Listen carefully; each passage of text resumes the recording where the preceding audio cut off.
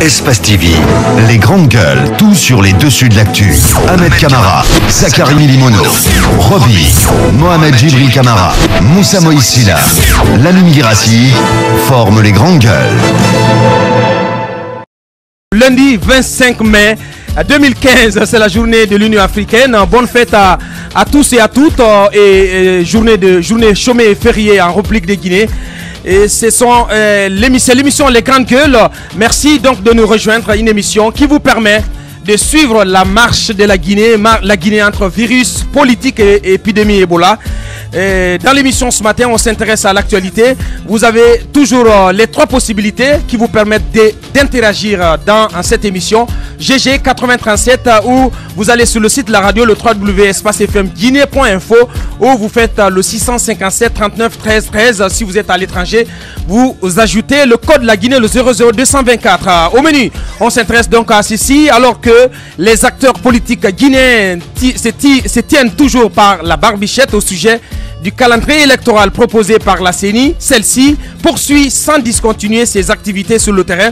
Elle s'active non sans anicroche depuis des jours à toiletter le fichier électoral censé servir au vote à l'élection présidentielle dont le premier tour est fixé au 11 octobre prochain. Aux difficultés liées au traitement des opérateurs de saisie viennent se greffer des soupçons d'enrôlement des citoyens n'ayant pas l'âge de voter. Qu'en est-il réellement? Quelle est leur ampleur? Nous allons poser la question ce matin à Honorable Fatoumata Diallo, elle est députée UFDG.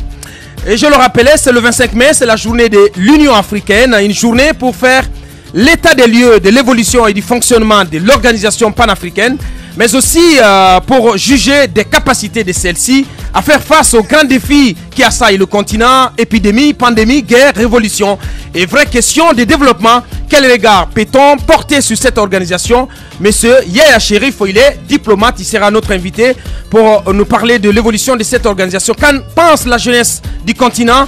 Mirinde, il est coordinateur général de Djoua. Djoua, ça veut dire soleil en langue swahili. Il sera à même de nous expliquer tout cela. Merci de rejoindre l'équipe. Bonjour Otamba Zachary Milimono. Bonjour Abakar. Bonjour Roby. Bonjour. Pas très en forme ce matin. Pas très en forme. Mais ça ira. Il faut toujours rappeler au gouverneur rappeler à monsieur Soriba Sorel que Conakry est très sale. Bien. Chaque matin on se fait le devoir. Bonjour Moussa Moïse.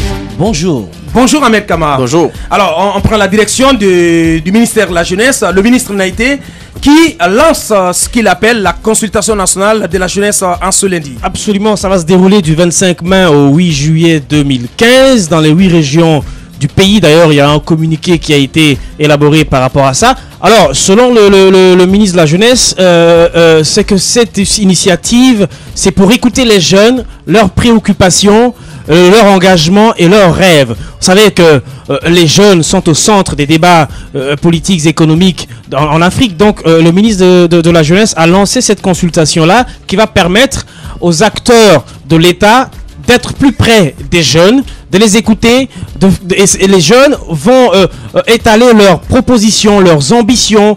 Il va y avoir des séances de discussion. Alors des actions concrètes seront organisées, comme la création de groupes de travail dans les préfectures et sous-préfectures de notre pays, les propositions de projets, actions pour et par les jeunes sur à l'horizon 10 ans, c'est-à-dire qu'ils projettent ce programme-là sur 10 ans, 2025 et des moments festifs, des médiations et de restitution. Donc le ministre de la Jeunesse compte aller à l'écoute des jeunes, pas seulement à Conakry, dans tout le pays. Il va recueillir les préoccupations des jeunes, il va discuter avec eux, il va parler de projets avec ces jeunes-là. Et je pense que c'est une bonne initiative quand on sait que c'est une première quand même en Guinée. Donc c'est une initiative à saluer et souhaitons que les jeunes eux-mêmes soient capables de propositions, soient capables soit des porteurs de projets vis-à-vis du ministère de la Jeunesse, et que finalement que cette rencontre-là puisse servir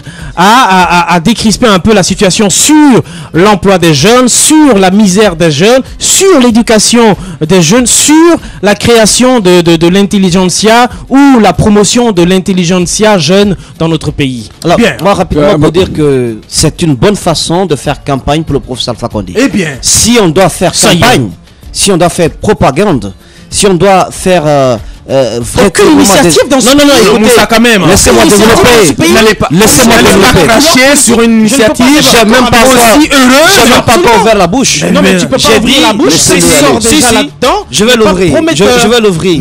Je vais l'ouvrir, Roby. De là, aller chercher des idées. Ce que j'aimerais dire, on n'en veut pas, Moussa Moïse. Vous n'en voulez pas, mais souffrez de mes côtés. Souffrez de mes côtés. Allez-y. J'aimerais simplement dire, et vous le regretterez, cette attitude, dire que au lieu de porter des t-shirts jaunes, de battre le pavé, de mettre des engins, de tympaniser les citoyens, les paisibles citoyens, pour soutenir... Comme ce qu'on a constaté hier, ce qu'on a vécu hier. On en parlera. Pour soutenir les actions de professeur Alpha Condé. On va en parler. Pour soutenir les actions de professeur Alpha Condé. Soutenir le professeur Alpha Condé passe par des actions concrètes de ce genre. C'est ce que j'aimerais dire. C'est une bonne façon de faire campagne. Finalement, vous réussissez à nous convaincre. Non, oui, je l'ai réussi dès le début. Parce qu'au moins, cette action permet de faire le diagnostic, un certain examen du domaine. On se rappelle aussi de l'action qui a été posée dans le secteur de philo socio-productif qui a contribué quand même sur cette initiative à occuper beaucoup de jeunes. On se plaint qu'il y ait beaucoup de jeunes endoctrinés par des politiques. Le naïtéisme. Non, c'est pas le naïtisme. Oui, mais moi j'aimerais simplement notre ami. J'aimerais simplement que les campagnes de soutien aux professeurs se fassent par des actions aussi concrètes en faveur de toute la jeunesse, sans aucune couleur politique, sans aucune obédience politique, sans aucune couleur ethnique. C'est pas une campagne déguisée quelque part? Je ne pense pas. Si c'est comme ça qu'on fait campagne, je soutiens ce genre de campagne. Si c'est comme ça qu'on mène des campagnes pour soutenir le professeur Alpha Condé, pour créer des emplois pour les jeunes, je veux bien qu'on s'intéresse au contexte. Pour les amener. Non. Le contexte est particulier. Pourquoi maintenant? Même si c'était la question. Non, je ne pense pas. C'est démagogique cette question. Ne contextualisez pas tout. Allez-y. Ne politisez pas tout. L'action gouvernementale n'est pas évidemment à politiser tout le temps. Je pense que c'est une bonne chose. Le temps, la question n'est pas le temps. La question c'est quelle sera la portée de ce projet. Ce sont les réflexions que nous devons avoir. La question c'est comment le ministre va aller rencontrer les jeunes. Les jeunes vont lui exposer les problèmes et comment ces problèmes-là seront pris en compte. Quelle sera la suite à donner à ce genre de projet? Nous ne mettons pas à tout politiser dans ce pays-là parce que tout simplement ce pays est habitué à ça. Je pense la question. Non, mais vous posez déjà la mauvaise question. La bonne question. Non mais arrêtez de poser les questions par rapport au contexte. Dites aux jeunes, encouragez les jeunes et dites-leur que c'est une bonne initiative, qu'ils aillent parler de leurs projets, qu'ils aillent parler de leurs rêves, qu'ils aillent parler de leurs ambitions. Bien. Et qu'ils exigent du ministère de la Jeunesse et du gouvernement la prise en compte de ceux qui veulent exposer. Ne contextualisez pas tout dans ce pays. Bien, allez-y. Je pense qu'on est en train d'épiloguer pour rien. Non mais tu es tout le temps en train Voici ce que j'ai à dire. Tout au début. Non mais Roby, c'est quoi le problème? J'ai rien dit encore. Chaque fois qu'on parle, non. Je peux y aller, Roby? Est-ce que je peux y aller? Toi, Roby, ça étonne. Ça m'étonne que Roby dise ça. Allez-y, Tamba, c'est toi qui as la parole. Vous voulez pas qu'on en parle? Allez-y, Tamba, c'est toi qui as la parole. Ce serait super qu'on s'écoute. Je pense que on épilogue pour rien. Lorsqu'on est ministre de la République, on fait la politique du président de la République. On fait la politique du pouvoir en place. Je n'ai donc rien à voir, le ministre n'a été entreprendre des choses qui pourraient faire recueillir des voix au compte du président de la République. C'est quand même une chose. Je n'ai pas l'habitude de le faire. Mais je pense que s'il y a un ministre qu'il faut louer pour ces initiatives, c'est bien M. Naïté. Mais il y a quand même... Non mais c'est vrai. Oui. Je vous donne... Moussa Moïse parlait du projet des filets sociaux. C'est pas une habitude. On a vu M. Naïté auprès des jeunes de l'axe décrié. On a vu M. Naïté venir s'asseoir avec des jeunes, leur poser des questions. On a vu M. Naïté sur le front de la lutte contre Ebola. On l'a vu un peu partout avec de très belles initiatives. Mais ce que j'ai à dire ce matin, c'est qu'on a déjà vu ce genre de projet-là. Lorsque Naïté était auprès des jeunes de l'axe Bambeto, Amdalaï et Koza, on l'a bien suivi qui disait qu'il venait à l'écoute de la jeunesse. On a vu M. Naïté à l'intérieur du pays, la grande tournée qu'il a conduit dans tout l'intérieur du pays. En région forestière, plus précisément. Une des vocations de cette tournée, nous avait-il dit, c'était d'écouter les problèmes de la jeunesse et faire en sorte qu'on puisse les prendre en compte. Aujourd'hui, je pense que le plus urgent, c'est qu'il y a eu ce genre de rencontre-là. Ce qu'on attend finalement, c'est que des actions puissent être menées sur le terrain pour aider à prendre en compte ces préoccupations-là. Parce que, à mon avis, elles ont déjà été suffisamment récoltées, ces préoccupations de la jeunesse. Il faudrait finalement y aller. Même si, encore une fois, des consultations nationales, on en a besoin, et c'est le lieu quand même de saluer cette initiative, n'en déplaise à ceux qui pensent que l'on soutient encore un Haïti. Eh bien, c'est tout simplement du naïtisme. Allez-y, Ahmed. Oh, pas du tout. Je pense que ce que Tamba a dit est tout à fait clair. Je pense qu'il faut appuyer désormais sur l'accélérateur et partir carrément. Et pour l'instant, moi, je reste au stade des interrogations. Attendons de voir ce que ça va donner, parce que c'est bien de mettre des projets en place, mais il faut également avoir les moyens pour pouvoir aller au bout de son rêve. Parce que, voyez, on veut faire ceci, on veut faire cela. Est-ce que vous avez forcément les moyens? Donc moi, je pense qu'il y a toutes ces questions qu'il faut poser, et ça va aboutir concrètement à quoi? Ça va aboutir à quoi? Je pense que ce sera le rôle de nos journalistes de voir exactement est-ce que les missions ou encore les objectifs qui s'est fixés, est-ce qu'il arrive à atteindre ces objectifs. En ce moment, je pense qu'on pourra soulever le drapeau et dire voilà, c'est bon. Mais pour l'instant, moi, je reste au stade des interrogations. Bien, on s'intéresse à Kaleta déjà. Le lancement, c'est le 31 mai, dimanche prochain. Mais en attendant, des essais concluants en Tamba. Je pense qu'il faut avoir la force et le courage de reconnaître que le courage, ça existe, en Guinée, en tant que journaliste, dès que vous défendez la position d'un quelconque parti, on vous étiquette aussitôt. C'est la réalité. On vous étiquette aussitôt. Oui, parce que le pays est politique. Et vous tenez compte de cela. Analyser et passer. Voilà, merci Ahmed, merci de cet aval-là. Je vais aller. Il me donne carte verte en tout cas. Il faut dire que Kaleta, on l'a longtemps attendu. Et du 15 mai, on est passé au 31 mai. Mais il y a quelques 3 jours en arrière, des essais ont été réalisés pour voir, d'abord en réalisant l'interconnexion, et quelques villes de la Guinée ont été desservies, en tout cas plus généralement. Ouais. Et il faut dire quand même que les essais ont été concluants. Pour tous ceux qui habitent Conakry, Kindia et Koya et même Forêt-Caria, ont senti un changement dans la desserte en électricité. On nous a donc appris depuis l'ingénieur conseil en charge du cabinet français, en charge de la réalisation du projet. Il estime que d'abord des instruments et un outillage assez exceptionnel a été utilisé dans la réalisation du barrage Kaleta, mais ensuite il se réjouit que ce genre de choses, il ne l'a pas souvent rencontré ailleurs. Ce qu'on a déploré à Garafiri, c'était par exemple cela. Mais nous nous réjouissons finalement que Kaleta ait pu utiliser des instruments à la pointe, des outils à la pointe. Et on attend donc le 31 mai pour voir ce premier lancement de la première turbine, pour voir ce que ça pourra donner. En tout cas, pour les premiers essais, on peut déjà dire chapeau. Chapeau, on va chapeau pour le projet Kaleta, chapeau pour le gouvernement. Pour les premiers essais. Pour les premiers essais quand même. Ça crevait les yeux à Conakry. Ne tombez pas vite dans le plaisir. Je ne crache pas dessus. Ce que je voudrais, moi par contre, dire, c'est qu'il y a plein de maisons, il y a plein de constructions qui ne sont pas adaptées au courant 24 heures sur 24. Déjà, on nous parle de 3 incendies. Donc, il faut plutôt sensibiliser les populations aujourd'hui à ce que les gens revoient leurs installations. Ouais. Au-delà de ça, les lignes de transport sont vétustes, c'est dangereux. Amener du courant 24 heures sur 24 sur des lignes pareilles, c'est dangereux. Qu'est-ce qui va se passer après? Il y a un effort de réhabilitation de la ligne qui est en cours. Mais depuis quand? Depuis Papa Koli, il y a eu ce projet de réhabilitation des lignes de transport. On n'en a rien vu du tout. On nous a installé des bicoques dans les carrefours ici. On nous a installé des transfos là-dedans. On nous a dit que ce sont les lignes de transport qui sont en train d'être améliorées. On se rend encore compte que jusque-là, ce projet n'est pas réalisé à 100% ni à 80%.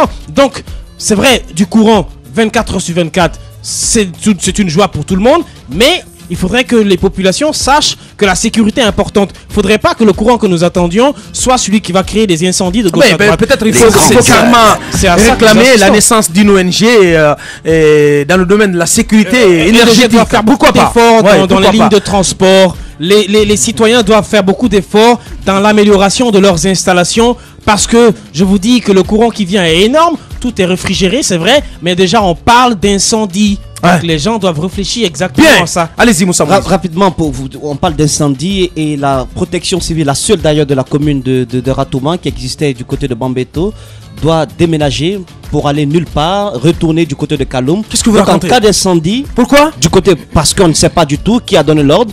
puisque aux différentes personnes qu'on a demandé, il n'y a pas eu une réponse claire là-dessus. Donc la protection civile, il n'y a pas de sapeur-pompier. Ils n'ont pas de locaux. Il n'y a pas de sapeur-pompier désormais du côté de Ratoma. Il faudrait que cela soit clair. En cas d'incendie, prenez compte de vos seaux d'eau. Prenez compte de vos bidons. Allez-y appeler au secours aux voisins. Parce qu'il n'y a plus de sapeurs-pompiers du côté de Ratoma. Ce matin, vous avez des sapeurs-pompiers. Ah oui ou non, écoutez. Oui, si, il y en a. Au moins, il y a du retard, mais il y en a. Ils travaillaient. Eh bien, manque de moyens, manque d'outils, manque de logistique, mais ils étaient là. Au moins, ça permettait de rassurer les gens. Mais ils ne sont plus là. Ce matin, vous pouvez constater au niveau de Bambeto, ils sont en train de dégager des lieux. On ne sait pas pour quelle raison. Eh bien, si au moins on leur trouvait un autre endroit, ça aurait été quand même rassurant pour les populations riveraines. Ce que j'aimerais dire pour Kaleta, c'est bien. Est-ce que ça va résoudre entièrement le problème des électricité dans notre pays? C'est la première question que je me pose. Kaleta, c'est bien. Mais est-ce qu'on a résolu la question de déperdition du courant électrique avant qu'il ne soit distribué dans les foyers, parce qu'on parlait à un moment donné de 40% de perdus avant qu'il n'arrive à bon port. Et Kaleta, c'est bien, mais il faudrait aussi qu'on fasse l'autopsie de ce secteur qui a quand même bouffé un peu plus de près d'un milliard. Près des milliards de dollars américains. On aurait pu donner du courant électrique avec ce montant dans les villages les plus reculés de la Guinée. C'est bien qu'on se réjouisse de cela, mais Kaleta, c'est bien surtout. Mais la question que je me pose, est-ce que ça va continuer au-delà de cette période, de cette année électorale? Est-ce que ça va continuer après le mois d'octobre? C'est la question que je me pose. Bien, allez-y, Ahmed. Moi, je pense que ce sont de très bonnes questions que Moussa pose. C'est clair que j'ai eu un entretien avec pas mal de citoyens dans la capitale. Quand je leur disais que Kaleta, ce ne sera pas 24 heures sur 24, ben, ils étaient étonnés, c'était une déception. Je pense que, alors, pour ne pas avoir une déception de la part donc des populations, je pense que les autorités de EDG ou encore du ministère de l'énergie doivent sortir pour communiquer et dire réellement Kaleta, c'est quoi Kaleta? Absolument. C'est important. Mais ce qu'on a vu déjà, mais ça ressemble carrément à du 24 sur 24. Non, on nous a envoyé le courant 3 jours. Après 2 jours, nous on n'a pas eu de courant. Alors si vous avez du concret. Non, mais arrêtez. Allez-y. Écoutez, moi je suis pas en train de tomber dans du sensationnel. Si vous en avez eu 24 heures sur 24, moi j'en ai pas eu. Et selon les experts, c'est impossible que Conakry puisse avoir l'électricité 24 heures sur 24. De toutes les façons, avec Kaleta, c'est impossible. Bien. Je pense que c'est pourquoi je dis qu'il faut communiquer et dire réellement c'est quoi Kaleta. N'oubliez pas qu'il n'y a pas que Kaleta. Non, mais non, je vous rappelle simplement. Il n'y a pas que Kaleta. On attend les 75 MW des cas énergie. Ce que je vous dis. Oui. Ce que je vous dis. C'est tout cela qu'on va additionner quand même. Faut pas tomber dans du triomphalisme. Pas du tout. Non, mais pas du tout. Allez-y, Ahmed. Je peux continuer? Oui. Ce que je vous dis, est-ce que c'est moi qui l'invente? Ce n'est pas moi qui l'invente, ce sont les cadres de EDG qui l'ont annoncé. Je ne peux que te croire sur parole. On a eu le ministre Papakoli dans ce studio, vous vous souvenez? On a interrogé des experts. J'ai interrogé des experts aussi pour discuter également avec eux sur la question de Kaleta. Donc je pense pour ne pas que le pouvoir se retrouve face à une situation de déception vis-à-vis de la population qui va dire oui, on est déçu parce qu'on n'a pas eu le courant 24 heures sur 24 alors qu'on nous avait promis. Il faut expliquer. Je pense que c'est le moment d'expliquer aux populations que ce n'est pas 24 heures sur 24, mais dire aux populations oui, vous aurez le courant quand même de telle heure à telle heure. Je pense que c'est important. Je pense que ce travail devrait être fait. En tout cas, si ça se réalise, ça va être un joli coup de campagne pour le président Alpha Condé. Il faut dire que déjà ça se raconte à Kafo, à Kake. Voilà, c'est le slogan. Oui, absolument. Il faut dire que j'aurais plus énergiquement réagi si Ahmed n'avait pas fait une très belle conclusion par rapport à ces propos-là. Je pense qu'il ne faut pas politiser dans les premiers jours de Kaleta. Il faut offrir ce qu'on peut offrir et s'en tenir à cela. La question, à mon avis, n'est pas est-ce que c'est bien ou est-ce que ça va continuer. La question pour moi, c'est de savoir quand même qu'il y a un pas qui est pris, un pas qu'il faut saluer, un pas qu'il faut encourager. Et c'est dans cette perspective citoyenne que je m'inscris ce matin. Et j'aimerais demander, exceptionnellement, permettez-le-moi, il y a des personnes toujours mal intentionnées. Je veux dire qui ont envie de cracher sur tout ce qui est en train d'être fait. Ouais. Même si on est opposant, même si on est contre le pouvoir, il faut par moment avoir le courage de reconnaître lorsqu'un petit pas est pris. Parce qu'on ne construit pas toute la Guinée en un seul jour. Lorsque ça a été fait en un jour, la pièce, la brique qui est là, il faut le saluer. Pour une fois, il faut le dire comme ça. Bien. Moussa Moïse, on prend la direction de la pêche, du secteur de la pêche, et vous nous parlez de pêche INN, une activité non déclarée qui grandit, qui prend de l'ampleur en Guinée. Qui croit, parce que l'eau salée permet à cette pratique de prendre un certain développement rapide. Et vous imaginez, dans notre secteur, nous continuons toujours de faire partie des pays sur la liste noire, des pays tiers non coopérants en matière de pêche. Et la pêche INN continue de plus belle dans nos eaux. Il y a une organisation internationale, une ONG internationale qui a donné des informations assez précises sur des pratiques douteuses dans nos eaux. Ouais. Il s'agit des eaux guinéennes, mais aussi du côté de la Sierra Leone.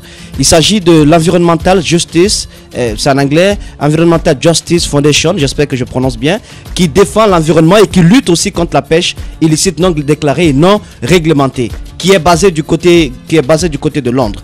Cette organisation procède avec une technologie de dernière génération, avec des données qu'on appelle les données SIA ou AIS. Donc c'est par satellite pour comprendre exactement où est-ce que le navire se trouve et quelle est l'activité que le navire mène. Alors, ce dispositif a permis donc à l'organisation de faire des remarques sur Agnès 9. C'est le nom de chalutier. Agnès 9. Agnès 9. Ouais. Qui n'apparaît pas dans la dernière liste des licences que les autorités guinéennes ont fournies,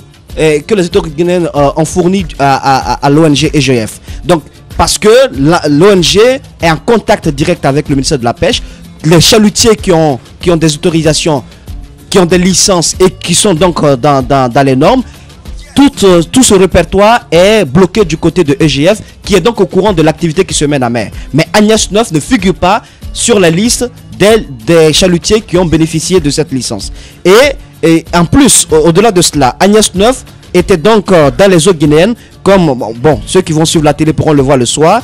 Il a fait des activités dans nos eaux, du côté de la Sierra Leone aussi, mais sans aucune autorisation.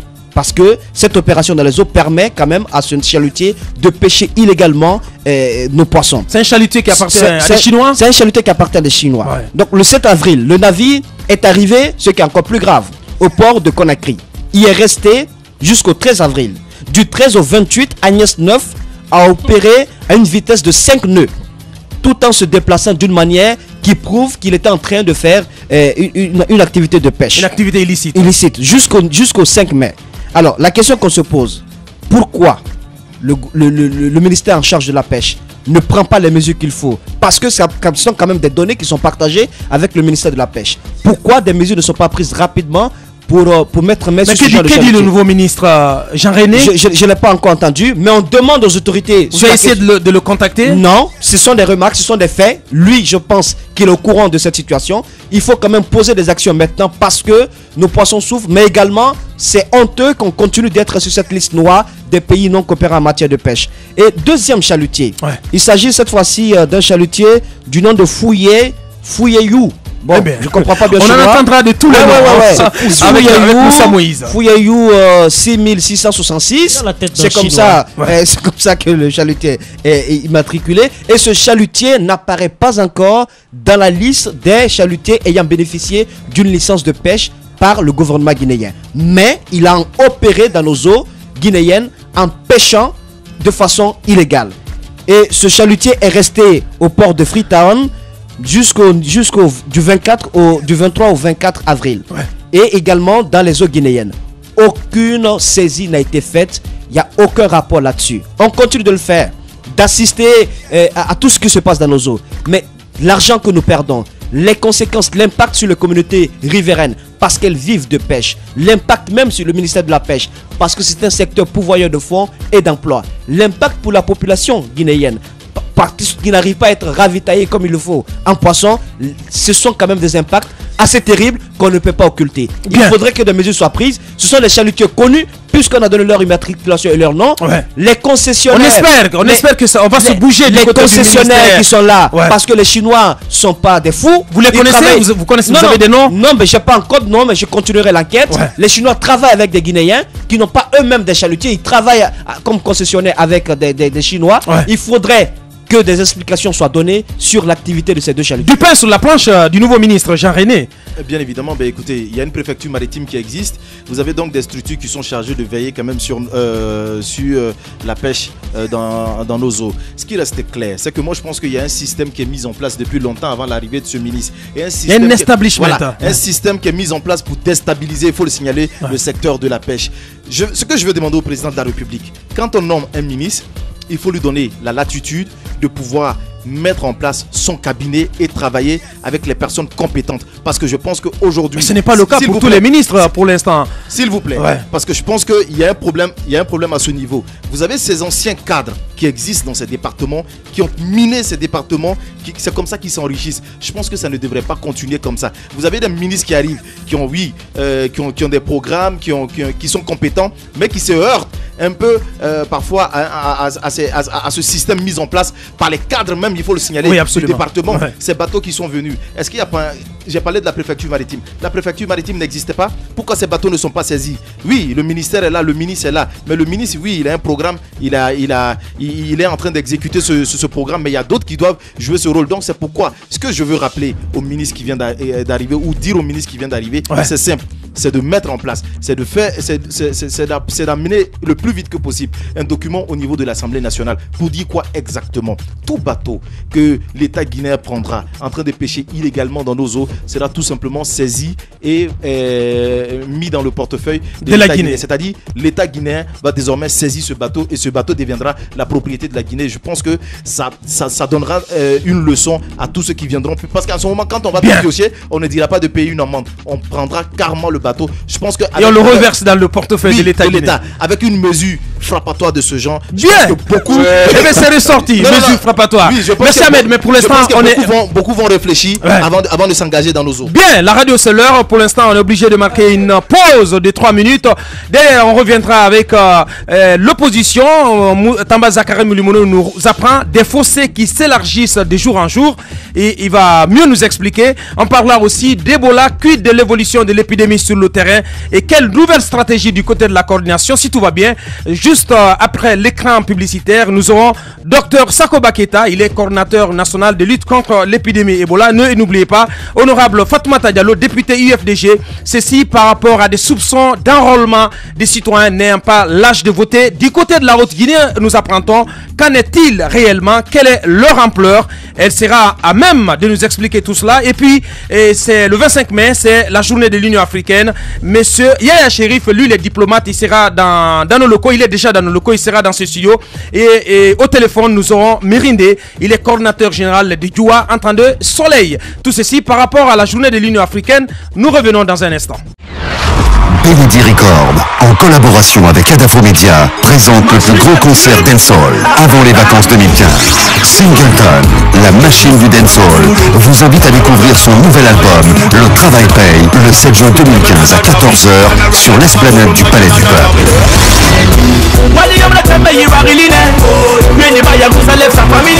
Singleton s'est imposé comme l'artiste urbain numéro 1 du dancehall dans la sous-région au fil du temps. L'immanquable avant les vacances 2015, c'est la sortie du deuxième album de la machine du dancehall, Singleton, le 7 juin à Conakry. Venez redécouvrir la machine du dancehall sur scène dans une prestation très énergique le 7 juin 2015 à 14h au Palais du Peuple. Un événement Benedi Record, le record du spectacle, en collaboration avec Adafo Media. Le futur, vivons-le ensemble. Les grandes gueules. Tout sur les dessous de l'actu. Ici, l'actu rime avec liberté de ton sur Radio Espace. Continuez à réagir à notre émission en envoyant vos messages au GG 8037 où vous allez sur le site de la radio, le www.espacefmguinée.info où vous faites le 657 39 13 13. C'est le 25 mai, c'est la journée de l'Union africaine, une journée pour faire l'état des lieux de l'évolution et du fonctionnement de cette organisation panafricaine. Monsieur Yaya Cherif, il est diplomate, il sera dans ce studio d'un moment à l'autre. Et puis au téléphone, nous aurons Mirinde, coordinateur général du mouvement Djoua, qui veut dire soleil en Swahili. Alors que les acteurs politiques guinéens se tiennent toujours par la barbichette au sujet du calendrier électoral proposé par la CENI, celle-ci continue ses activités. On parle des soupçons d'enrôlement des citoyens n'ayant pas l'âge de voter. Et qui, pour nous expliquer tout cela, honorable Fatoumata Diallo, elle est députée de l'UFDG. Elle rentre d'une mission du côté de la Haute-Guinée. Et pour commencer, nous allons partir avec ce sujet sur l'épidémie d'Ebola. Quid de l'évolution de cette épidémie? Quelle nouvelle stratégie du côté de la coordination? Docteur Sakoba, il patiente en ligne dans cette émission, mais pour l'heure, un coup d'œil rapide sur vos SMS reçus au GG 8037. Ce premier SMS qui dit: salut les GG, moi je suis d'avis avec Ahmed sur Kaleta et surtout l'EDG fera mieux de nettoyer toute la ligne pour éviter plus de dégâts. C'est un message signé de Antoine Auguste. Cet autre message: bonjour les GG, c'est DTS depuis Wanindara. Le courant ne peut pas nous convaincre car on pense que c'est du campagne tout simplement. C'est de la campagne tout simplement, il veut dire. Cet autre message: bonjour, depuis l'arrivée du président Condé, combien d'usines ont été fermées? Ne tombez pas dans l'euphorie de Kaleta pour faire des louanges d'un... On ne peut pas se permettre. C'est un message signé donc Ali Moubindi.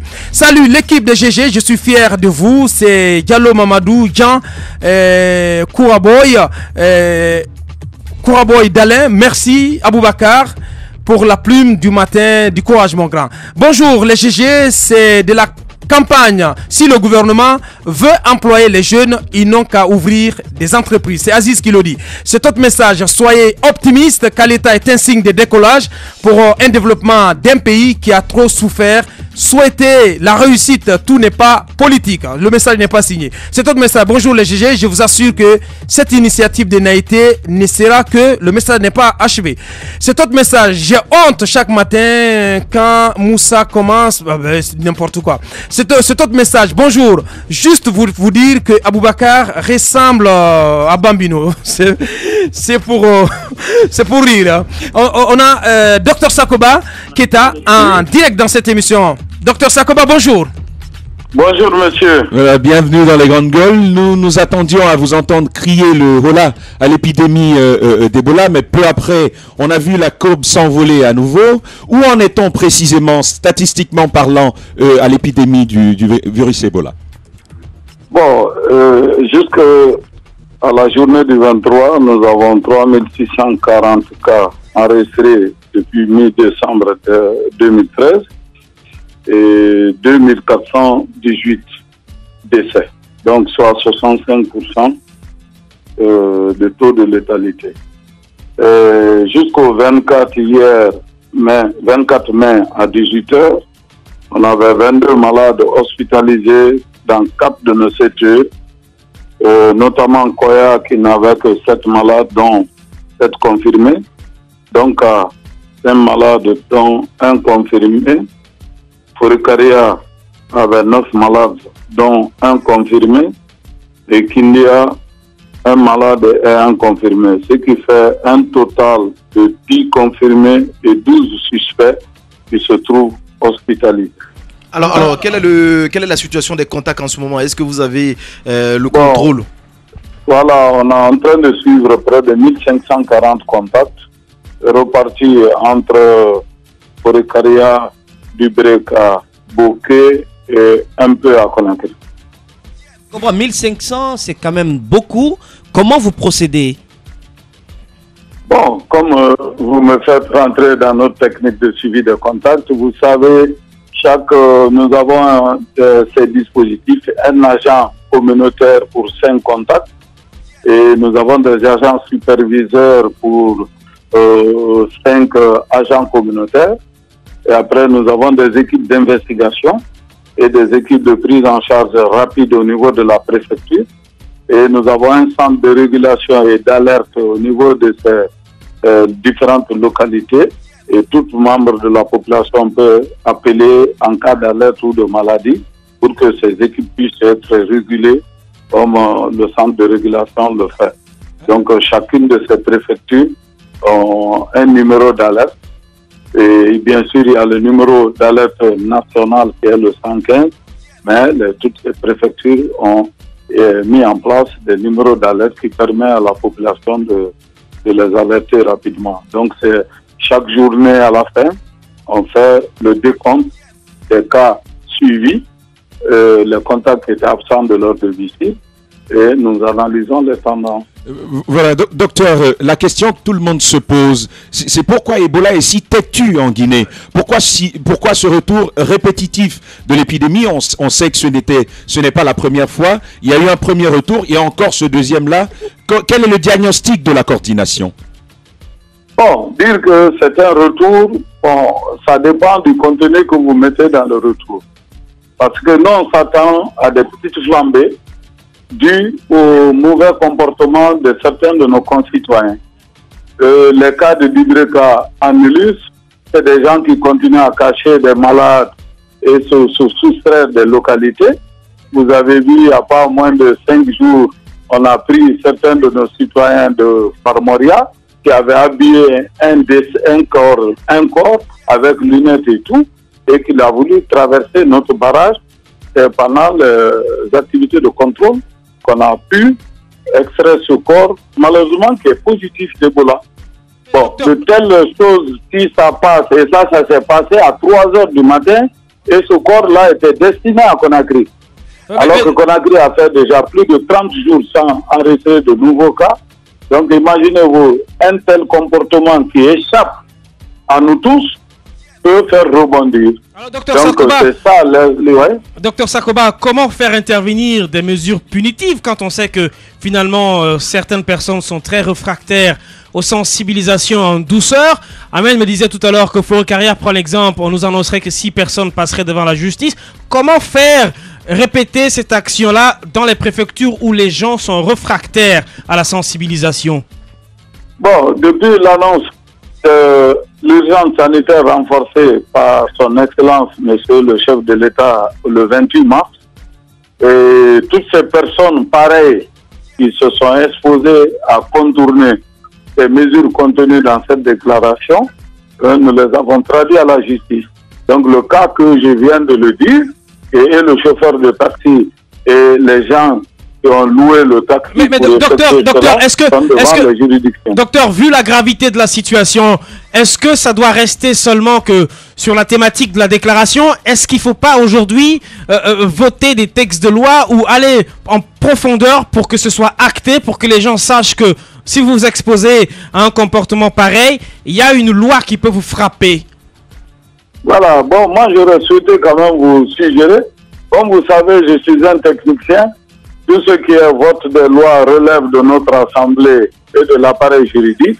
Et comme la Grande Gueule a des relations dans tous ces départements, je vous suggère d'inviter ceux qui ont en charge de raffiner ces types de mesures et de prendre leurs dispositions pour contribuer à mieux maîtriser l'évolution de l'épidémie dans notre pays. Docteur Sakoba Keita, coordinateur national de lutte contre l'épidémie d'Ebola. Allez-y, Moussa Moïse. Monsieur Sakoba, 2 questions. Premièrement, où est-ce qu'on en est sur la question du vaccin? On entend un peu parler de cela. Je vais vous poser 3 questions. Deuxième question, qu'est-ce que vous dites de ceux qui colportent des informations comme quoi les personnes guéries d'Ebola développeraient un symptôme au niveau des yeux? Est-ce que vous le confirmez? Et troisième question, l'opposition a repris les manifestations récemment et le président de la République lui aussi mobilise de la foule. Prend des bains de foule. Du côté de les images en font foi. Est-ce que tout cela ne complique pas, monsieur Anti-Ebola, votre tâche? Bon, merci pour la première question.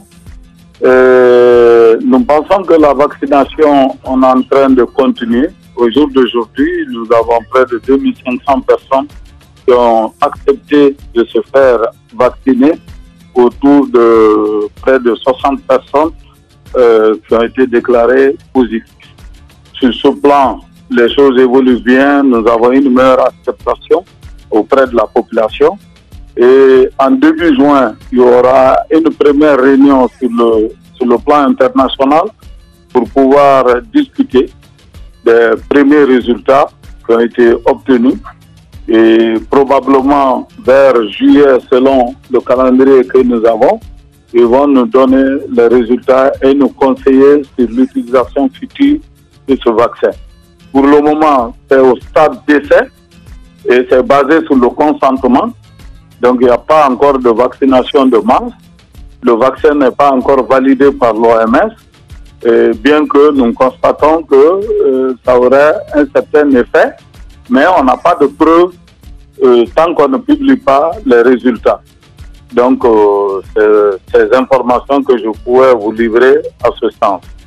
En ce qui concerne les effets ou bien les secondaires sur les personnes guéries, c'est vrai qu'on a eu un cas d'un Américain qui a été infecté et où il a eu des changements de couleur au niveau de ses yeux et avec l'humeur de son œil, on a retrouvé du virus après 222 jours.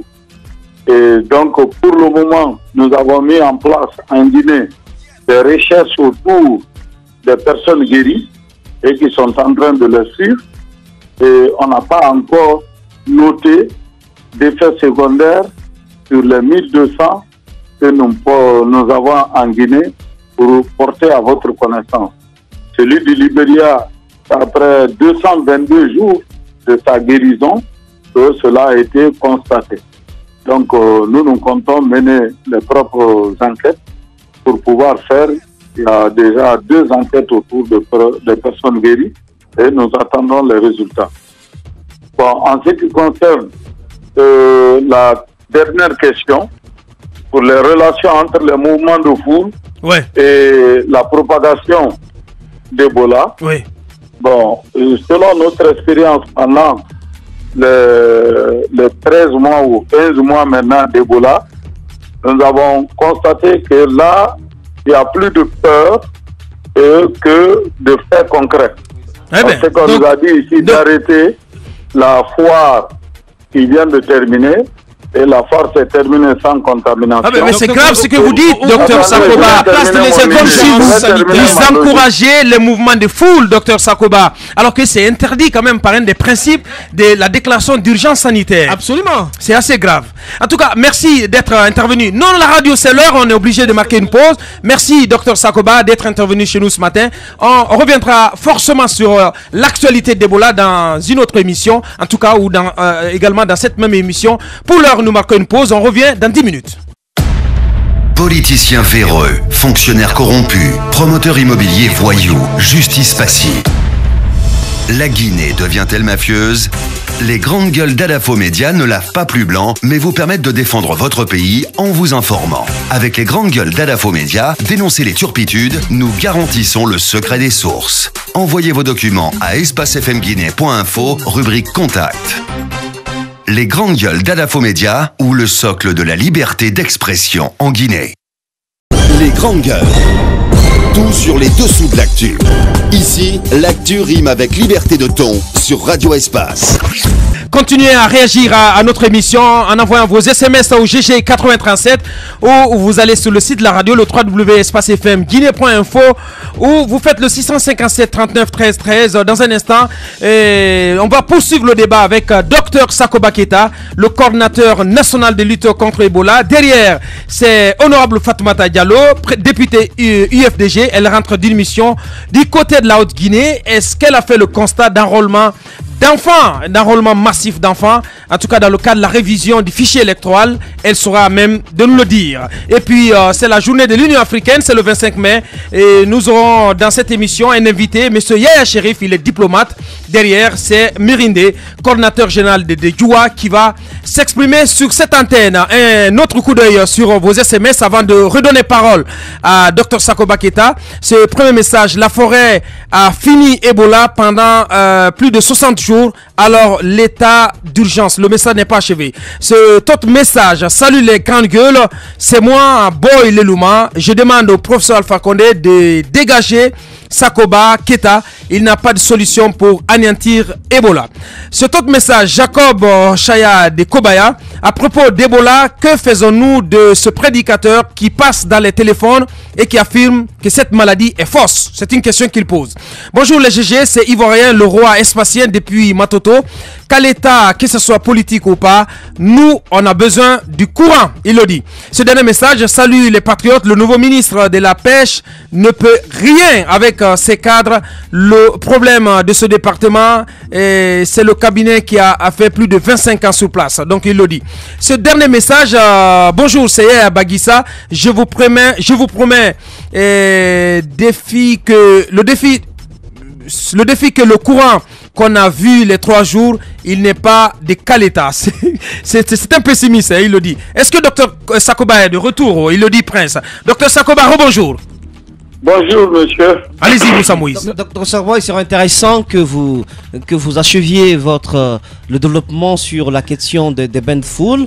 Vous dites qu'il n'y a pas de corrélation entre ces bains de foule et la recrudescence de l'épidémie. Voilà, dans la logique de mes idées, il fallait que d'abord qu'on s'entende sur ce qu'on appelle bain de foule, et parce qu'il y a beaucoup de concepts de regroupement que nous avons. Il y a les baptêmes, les cérémonies, les mariages et d'autres fidaos. Tout ça, ce sont des types de regroupements. Et nous ici, au niveau de la coordination, les regroupements que nous condamnons et les mouvements de personnes que nous condamnons, ce sont les mouvements qui nous empêchent de mettre en œuvre nos activités de riposte contre Ebola, de suivi des contacts, d'extraire des cas suspects, de faire nos activités de sensibilisation.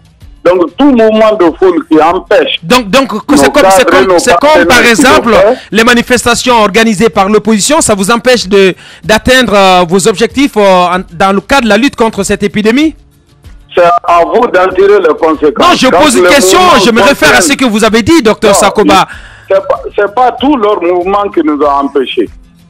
Il y a des mouvements qui ont des connotations de violence et nous avons et que ce soit les Guinéens ou certains partenaires, dès qu'il y a des signes de violence, ils ne sortent plus. Tel que la Croix-Rouge, c'est formellement interdit, MSF, de sortir quand il y a des connotations de violence. Alors, docteur, mais si les gens sortaient, ils s'alignaient comme les élèves le font.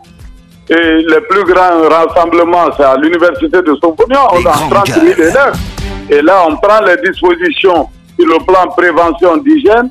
Je ne vois pas pourquoi on va interdire cela. D'accord. Je ne sais pas si vous avez visité le marché de Matoto à partir de 4h, 5h du matin. C'est l'un des plus grands regroupements. On n'en a jamais eu de cas de choléra parce qu'ils n'empêchent rien et ils respectent leurs trucs. Donc voilà un peu ce que nous conseillons aux gens. Il faut, mouvement ou pas mouvement, respectons les droits des autres en nous laissant faire les activités de riposte contre Ebola. D'accord. Et là, en ce moment, il n'y a pas de problème. Nous invitons les organisateurs à tout faire parce qu'on a des engagements vis-à-vis du peuple de Guinée et vis-à-vis de l'extérieur. Il faut que tout mouvement qui soit organisé et accepte que nous puissions faire nos activités de riposte, etc.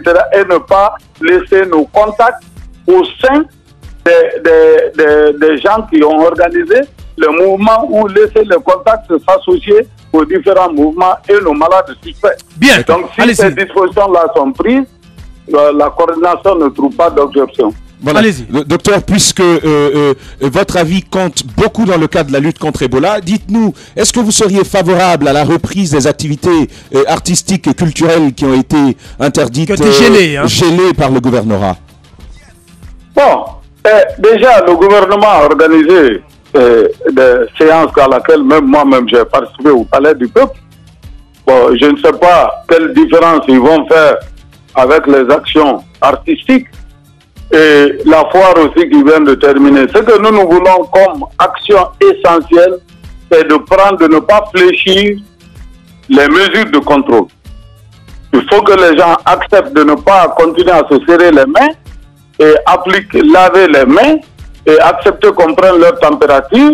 Et tous ceux qui ont des températures élevées ne doivent pas faire partie. Et nos contacts aussi qui sont déjà listés, il faut qu'on les empêche de s'associer à ce bain de foule.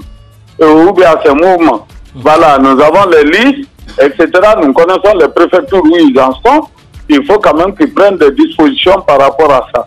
Docteur Sakoba, j'ai deux questions. Plusieurs stratégies ont été utilisées dans le cadre de la lutte contre Ebola. Ça a parfois marché, ça n'a pas marché. Alors, Ebola continue. Quelles sont les nouvelles stratégies que vous avez pensées? Ça, c'est ma première question. Deuxième question, c'est que le président de la République a mal dit, nous allons le transformer en opportunité. Nous allons construire 500 centres de santé selon sa dernière déclaration à Zérékoré. Est-ce que c'est fait? Et comment Ebola a été utilisé en termes d'opportunité dans notre pays? Bon, premièrement, je crois que Ebola continue parce qu'il s'est infiltré dans nos coutumes. Vous voyez, le Guinéen a beaucoup de respect pour nos parents qui meurent. On veut leur rendre un dernier hommage et c'est ce qui entraîne les cérémonies pour les accompagner. Et c'est justement lors de ces cérémonies que la plupart des épidémies se sont déclenchées à travers le pays. On aime parler de l'exemple du Libéria. Le Libéria, dès le début, ils ont opté pour incinérer tous les corps parce que ce sont ces corps-là qui sont riches en virus. Moi, quand on me l'a proposé depuis le mois de mars de l'année dernière, alors j'ai demandé les sages des 4 coins du pays. Ils m'ont dit que ça ne fait pas partie de notre culture. Si on peut trouver une autre méthode, c'est mieux. Et c'est justement cette méthode souple que nous avons trouvée en faisant traiter les corps par le biais de la Croix-Rouge et les mettre dans les sacs mortières pour assurer un enterrement digne et sécurisé. Alors, la question de Roby, Dr Sakoba, parce que nous sommes malheureusement pris par le temps, quelle est la nouvelle stratégie? Et là, c'est ce qui a amené que Ebola a un peu plus duré que par rapport à d'autres qui ont adopté des mesures drastiques. Bien. Bon, ceux qui sont pressés, est-ce qu'ils peuvent accepter qu'on brûle leur papa, leur maman et eux-mêmes en cas qu'ils soient atteints par Ebola? Donc, la dernière question. La nouvelle stratégie. Ebola, les nouvelles stratégies. Oui.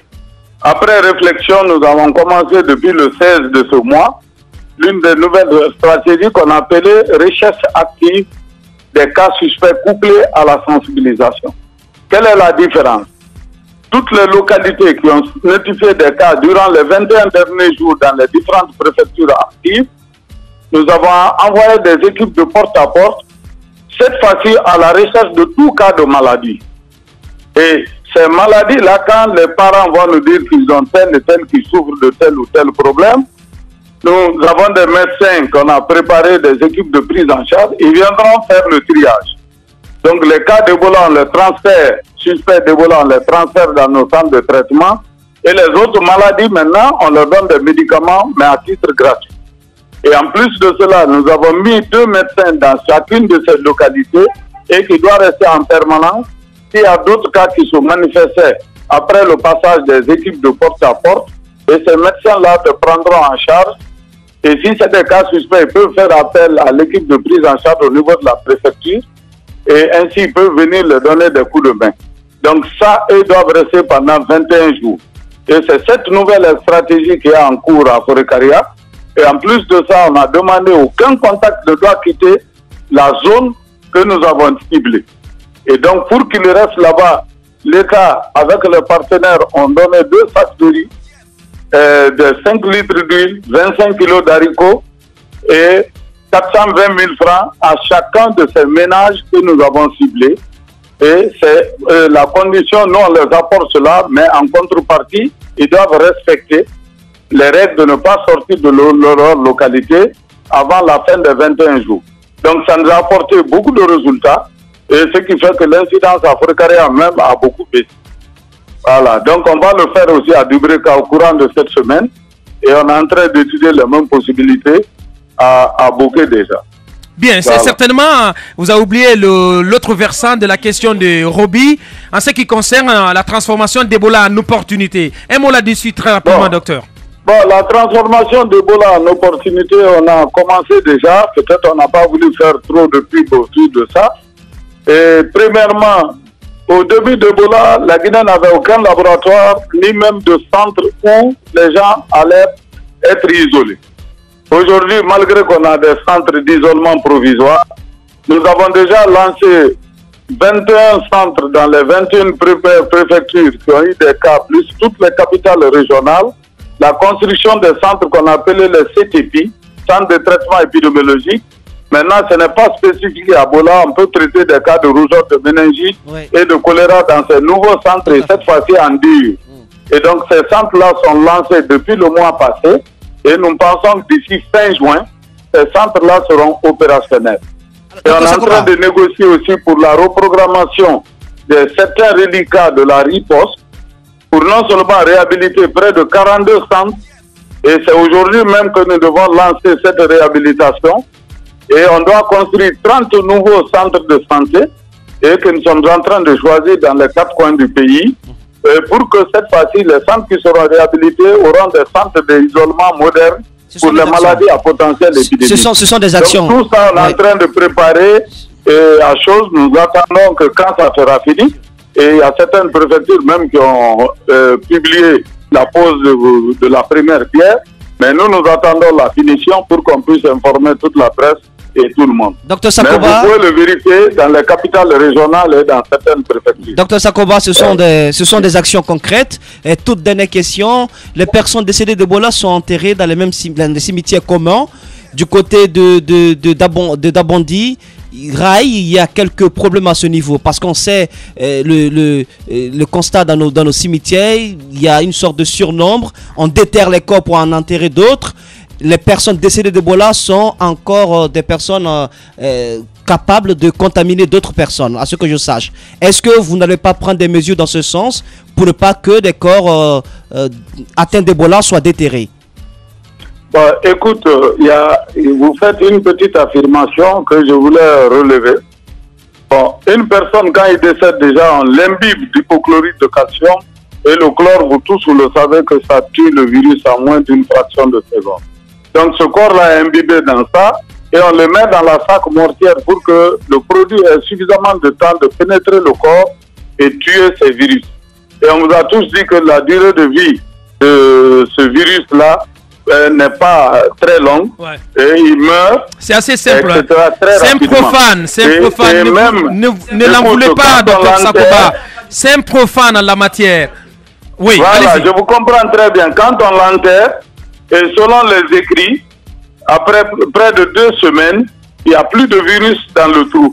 Et je ne sais pas si les cimetières en Guinée déterrent des gens avant les 2 semaines. Généralement, c'est les corps anciens que les gens déterrent, où il n'y a que des os maintenant.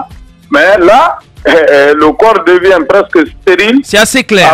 Avant que tous les chairs, les autres viscères ne se détruisent. Bien. En tout cas, c'est assez clair, hein, Dr Sakoba. Il ne nous reste plus qu'à vous dire grand merci. Merci d'avoir participé à cette émission. Merci beaucoup, monsieur. Merci. Politiciens véreux, fonctionnaires corrompus, promoteurs immobiliers voyous, justice passive. La Guinée devient-elle mafieuse? Les grandes gueules d'Adafo Média ne lavent pas plus blanc, mais vous permettent de défendre votre pays en vous informant. Avec les grandes gueules d'Adafo Média, dénoncez les turpitudes, nous garantissons le secret des sources. Envoyez vos documents à espacefmguinée.info, rubrique Contact. Les grandes gueules d'Adafo Média, ou le socle de la liberté d'expression en Guinée. Il est notre invité, vous le voyez à l'écran, monsieur Yaya Cherif. Il est diplomate donc de son état. Il a sillonné quelques ambassades de la Guinée, en tout cas durant sa carrière. Il va jeter un regard critique sur l'évolution et le fonctionnement de l'Union africaine, l'organisation panafricaine, donc dont c'est l'anniversaire aujourd'hui. Et au téléphone, nous aurons Mérindé, coordinateur général de Djoua. Mais nous allons commencer avec ces constatations faites par des députés de l'UFDG du côté de l'intérieur du pays. Honorable Fatoumata Diallo, elle est députée de l'UFDG. Nous allons l'appeler d'un moment à l'autre. Nous allons interchanger avec ce sujet sur l'Union africaine. Mais d'abord, on fait un tour de table sur l'intervention de Dr Sakoba. On l'a écouté, Ahmed Kamara. Non, ok, on a écouté Dr Sakoba. Je pense que c'est une brillante intervention. Il a quand même expliqué clairement les différents aspects concernant la contamination avec Ebola et également la situation sur le terrain. Mais ce que moi je veux saluer, c'est que c'est clair que la semaine dernière, on a parlé de cette question, notamment, c'est ces mesures, c'est-à-dire on a longtemps manié, comme on l'a dit, la carotte, il faut maintenant utiliser le bâton. Et on a commencé à utiliser le bâton. Je pense que ça donnera une leçon à certaines personnes. C'est pourquoi j'ai signalé que du côté des Forécaria, je pense qu'il a même reconnu quand cet élève policier qui est donc décédé d'Ebola, on a voulu le transporter du côté de Conakry. Les 6 personnes ont été arrêtées et sont en ce moment à la prison civile de Forécaria et ils vont passer devant donc un juge. Je pense que c'est ce qui est important, c'est ce qui devrait se faire dans toutes les villes du pays. Toute personne réfractaire donc aux mesures liées à la lutte contre Ebola doit passer devant la justice. Bien, Moussa Moïse. Rapidement pour dire que tu étais atteint d'une certaine euphorie. Quand j'ai posé la question sur le cas des cimetières, c'est important quand on pose des questions, c'est pas pour nous, c'est pour la religion des autres. Bien. Mais parce que ça pouvait être aussi ça pouvait aussi donner lieu à une certaine panique. Je pense que le développement que Dr Sakoba a fait permettra d'éclairer tout le monde. Il faut aussi féliciter la coordination pour les annonces qui ont été faites. On espère que ça va se concrétiser. On sait maintenant de quelle opportunité on parlait en pointant du doigt la crise sanitaire liée à Ebola. Les centres qui vont être construits, j'espère que ça va continuer pour que tout le système sanitaire soit véritablement équipé. Bien, nous avons honorable Fatoumata Diallo, député UFDG en direct dans cette émission. Les grandes gueules. Honorable, bonjour. Bonjour. Voilà, bienvenue dans les grandes gueules. Vous revenez d'une tournée de l'intérieur du pays où vous dites avoir fait des constatations sur lesquelles nous voulons vous entendre ce matin. Bonjour, chers auditeurs. Bonjour, camarades journalistes. Effectivement, je suis délégué de l'UFDG pour la fédération UFDG de Farana. Oui. Où je suis allé depuis lundi passé pour prendre contact avec eux et voir exactement comment ça se passe dans les Carles. Mais j'ai été surprise de l'arrôlement des mineurs que j'ai retrouvé à Farana. La première Carle que j'ai eu à visiter, c'est la Carle 648 dans l'école Karamoko Kuruma. Oui. Où j'ai retrouvé un enfant de 4e année et beaucoup d'autres de 5e, 6e année qui s'enrôlaient. Oui. J'ai posé la question aux enfants, tu fais quelle classe? L'enfant me dit, je suis en 4e année. Je dis, tu as quel âge? Il dit, j'ai 18 ans. Je dis, tu as redoublé tes classes combien de fois? Il dit, j'ai 18 ans. Je dis, qu'est-ce que tu es venu chercher à la Carle? Il dit, j'ai 18 ans, je viens me recenser. Donc, c'était extrêmement grave parce que, on est en train d'enrôler des enfants, certains n'ont même pas 10 ans, mais on leur apprend à mentir et à voler. Mais madame, vous lui avez demandé ses pièces d'identité parce que partir sur la base de la classe, on sait qu'à l'intérieur du pays, le problème scolaire y est énorme. Il y a des enfants de 20 ans qui sont à l'école primaire. Des gaillards de 20 ans. Je suis d'accord avec 14, vous. J'ai demandé à l'enfant s'il avait sa carte scolaire. Il n'en avait pas. Je me suis adressé à la Carle. Sur quelle pièce vous avez enrôlé cet enfant? Ils m'ont dit que l'enfant est venu, il voulait s'enrôler et j'ai vu un carnet signé du chef de quartier qui lui donnait la toute dernière pièce, comment on l'appelle, c'est le certificat de résidence. Ouais. Il avait déjà en sa possession.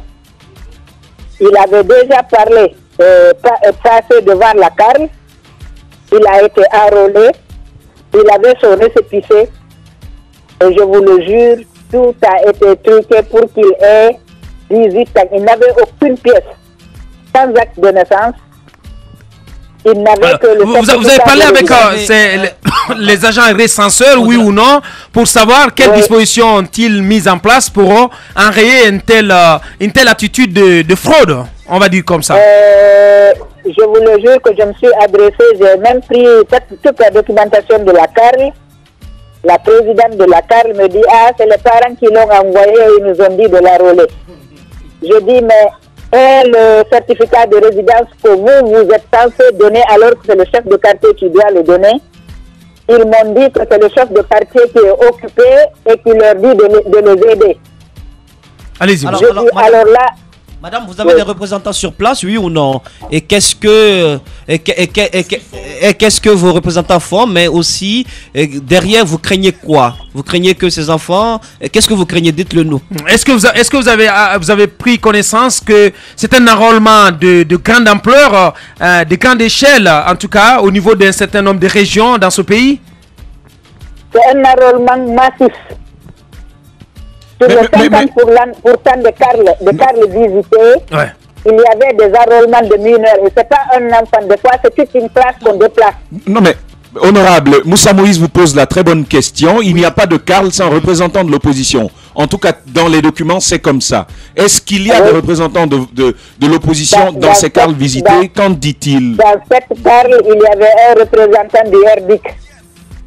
Oui, mais qu'a-t-il fait pour enrayer cela? On a demandé un peu aux représentants de l'opposition qu'est-ce qu'ils pensent du travail qui est en train d'être fait sur la Carle. Il dit qu'il n'a aucun moyen parce qu'il est seul. Ça veut rien dire s'il est là pour travailler? Absolument rien dire. Et c'est un garçon qu'on a remplacé séance tenante. Bien. Merci en tout cas, honorable Fatoumata Diallo, pour toutes ces précisions. Merci. 9h, 10h30 sur Radio Espace Guidé, retrouvez les grandes gueules ou le débat citoyen sur la radio d'opinion. Savoir et comprendre l'actualité. Merci d'être intervenu. Donc nous avons, avant de donner la parole à notre invité, un petit commentaire. Écoutez, quand on a fait les carrières, qu'on a dit que il devait y avoir des représentants de l'opposition, c'est pour éviter ce genre de situation. Si les représentants de l'opposition ne peuvent pas lutter contre ce genre d'action, moi je ne sais pas qu'est-ce qui va être fait. C'est quand même grave. Ce que je dis aussi, il faut quand même une certaine dose de moralité quand on se retrouve dans ces Carles. C'est des bébés, on ne peut pas enrôler des bébés. Il faut exiger quand même des pièces d'identité quand ils viennent pour l'enrôlement. Je pense que c'est aussi simple que ça. Vous savez bien comment ça fonctionne. Attention avec c'est ce qui a commencé, ce sujet. Ça risque d'être un sujet polémique. Écoutez, justement, c'est là que je veux en venir. Ouais. Il faudrait qu'au sortir de ces élections, on ne nous rabatte pas les tympans de ceci ou de cela. Il y a une composition paritaire au niveau des Carles. L'opposition doit assurer sa participation et dire son mécontentement lorsque c'est fait. Autrement, il y a à craindre que après les résultats, on vienne nous dire le recensement n'était pas ci, il n'était pas ça. Ouais. Pendant qu'ils ont l'opportunité de le faire, c'est autant équilibrer les choses. Bien. Monsieur Chérif, bonjour. Oui, bonjour. Rapprochez le micro s'il vous plaît. Bonjour, bienvenue dans cette émission. Allez-y Moussa Moïse. Sous quel signe donc, pour aller droit au but, on peut mettre cette fête de l'Union africaine? Cette fête est un anniversaire très heureux pour l'Afrique et pour surtout la Guinée. Heureux. Parce que cette fête exprime le résultat d'un combat politique important. Voilà, on va changer le micro, Voilà, allez-y. C'est le résultat d'un combat politique important, initié par la Guinée et en association avec le Ghana et le Mali pour faire triompher l'idée d'établir une organisation de l'unité africaine. Mais vous pensez plus sérieusement que l'heure est à la fête en Afrique avec toutes ces crises qui traversent le continent? L'heure est à la fête ou à la méditation? Absolument. Non. Vous savez, la dialectique nous impose d'exprimer notre joie sans nous départir des objectifs de réflexion pour dépasser les limites que nous constatons. Les limites que nous constatons chez nous, Guinéens, on avait signalé cela depuis 1963 pour empêcher qu'il y ait des coups d'État militaires en Afrique comme ça se faisait en Amérique latine.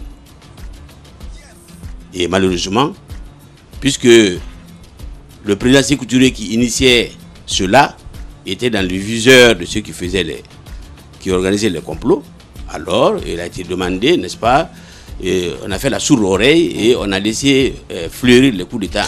Alors, Excellence, dites-nous, est-ce que vous ne pensez pas aujourd'hui que l'Union africaine n'existe que de nom? Parce que sur la question des coups d'État, il y a un problème. Il y a moins de mois même. En quittant de l'OUA à l'Union africaine, on ne voulait pas seulement changer de nom, on voulait aussi changer de stratégie et de méthode de fonctionnement. Mais tout cela n'a été que du vent dans les faits, c'est la même chose qui continue. L'Union africaine, par exemple, dans le cas... Rapprochez le micro, s'il vous plaît. Le cas tout récent que nous connaissons... C'est le cas du Burundi. Ouais. Pas que du Burundi. La présidente de l'Union africaine s'est présentée personnellement pour demander, n'est-ce pas, que ce qui est en train de se passer ne se passe pas.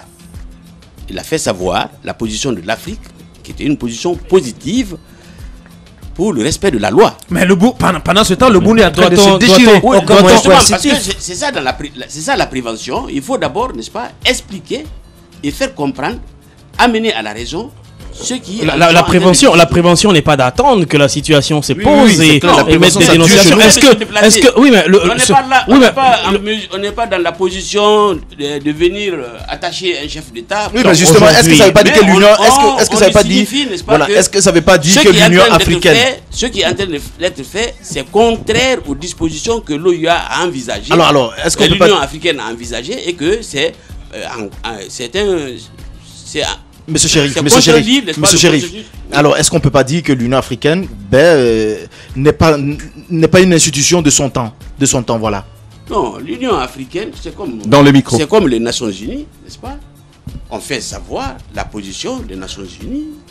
L'Union africaine a fait savoir la position de l'Union africaine pour expliquer. Ah oui, mais sauf quand c'est pas bon, les Nations Unies tapent. On a vu un peu en Libye, on a vu dans pas mal de pays, on a vu également en Côte d'Ivoire. Le cas de la Libye, avec la force différent. Le cas de la Libye, c'est différent. La Libye a été agressée.